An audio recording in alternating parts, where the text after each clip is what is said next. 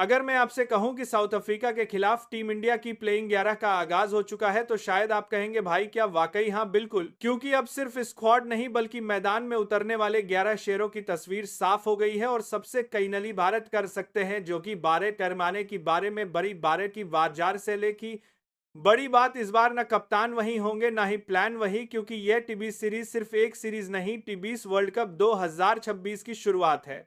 तो चलिए शुरुआत वहीं से करते हैं जहां से कहानी शुरू होती है। भारत बनाम South Africa, 3 format, test, one day और टी20, और यह सब भारत की धरती पर, हाँ घर में अपनी पिच पर अपनी ऑडियंस के सामने पहले होंगे 2 टेस्ट।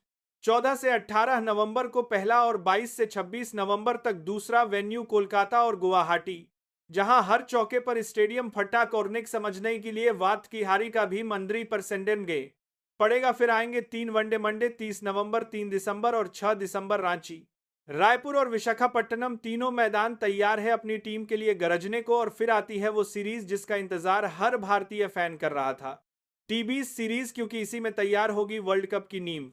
पहला टी20 9 दिसंबर कटक, दूसरा 11 दिसंबर न्यू चंडीगढ़, तीसरा 14 दिसंबर धर्मशाला, चौथा 17 दिसंबर लखनऊ, पांचवा 19 दिसंबर अहमदाबाद।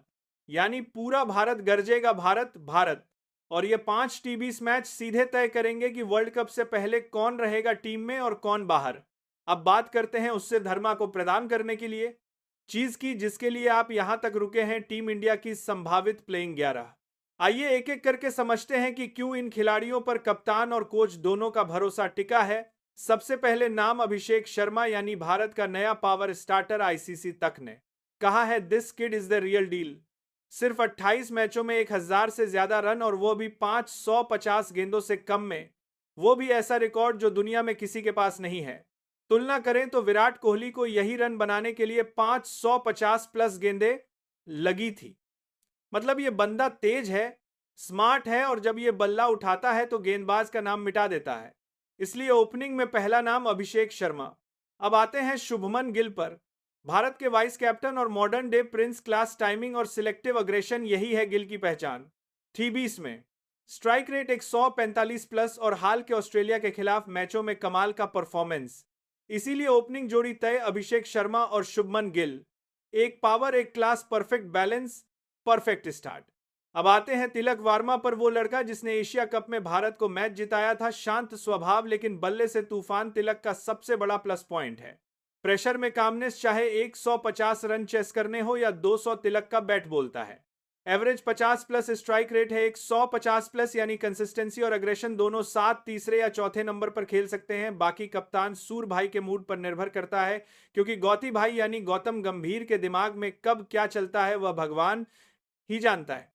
अब आते हैं कप्तान पर, सूर्य कुमार यादव यानी एसकेवाई, दुनिया का एकमात्र बल्लेबाज जो 360 में रन बनाता है। 85 से ज्यादा मुकाबले, 2900 प्लस रन। स्ट्राइक रेट 1-0 के आसपास। कप्तान के तौर पर सूर्य का मिशन साफ है, अटैक इजूर, अटैक के मौके में अटैक। इसके बाद दुनिया का एकमात्र बल्लेबाज जो 360 में रन बनाता है, the best. Defence, world cup से पहले यह सीरीज उनके लिए टेस्ट रन की तरह होगी। हर मैच, हर स्थिति में टीम को लीड करना और जीत तक पहुंचाना, यही मिशन। अब बात उस खिलाड़ी की जिसे हर बार स्क्वाड में देखकर फैंस कहते हैं बस इस बार मौका मिल जाए। हाँ, Sanju Samson, wicket keeper, finisher, काम हिटर। इस बार स्क्वाड में जितेश शर्मा भी हैं, लेकिन प्लेइंग 11 में मौका मिलेगा संजू सैमसन को, क्योंकि पिछले 6 महीनों में संजू का स्ट्राइक रेट 160 के पार चला गया है। कंसिस्टेंसी भी आई है, और देखिए विकेट के पीछे भी सैमसन का योगदान कम नहीं। Safe hands, smart DRS calls, captain सूर के लिए परफेक्ट बैलेंस। अब आते हैं उस शख्स पर जो मैदान पर जितना शोर मचाते हैं, मैदान के बाहर भी उतने ही चर्चित रहते हैं। हार्दिक पांड्या। हाँ, यह वापसी सिर्फ क्रिकेट में नहीं, जिंदगी में भी। ऑस्ट्रेलिया सीरीज मिस की, लेकिन अब टी20 वर्ल्ड कप के लिए फिटनेस टेस्ट पास कर चुके हैं। 90 plus wicket, 10-5-100 plus run. India के सबसे इंपॉर्टेंट ऑलराउंडर हार्दिक का रोल होगा। मिडिल ओवर्स में पारी को स्टेबल करना और विकेट जोड़ समझ करने के फिटनेस टेस्ट। 19वें 20वें ओवर में फिनिशिंग ब्लास्ट देना। और भाई अब तो नए रंग, नया मूड, नई शुरुआत। टीम इंडिया को चाहिए बस ओल्ड हार्दिक एनर्जी। अब आते हैं अक्षर पटेल पर, साइलेंट वर्कर जो बोलते नहीं बस कर दिखाते हैं। स्पिन भी बैटिंग भी और फील्डिंग में तो गजब। एक्सआर को प्लेइंग एक्सआई में रखना कप्तान की मजबूरी नहीं बल्कि रणनीति है, क्योंकि left arm spin plus handy batting complete package.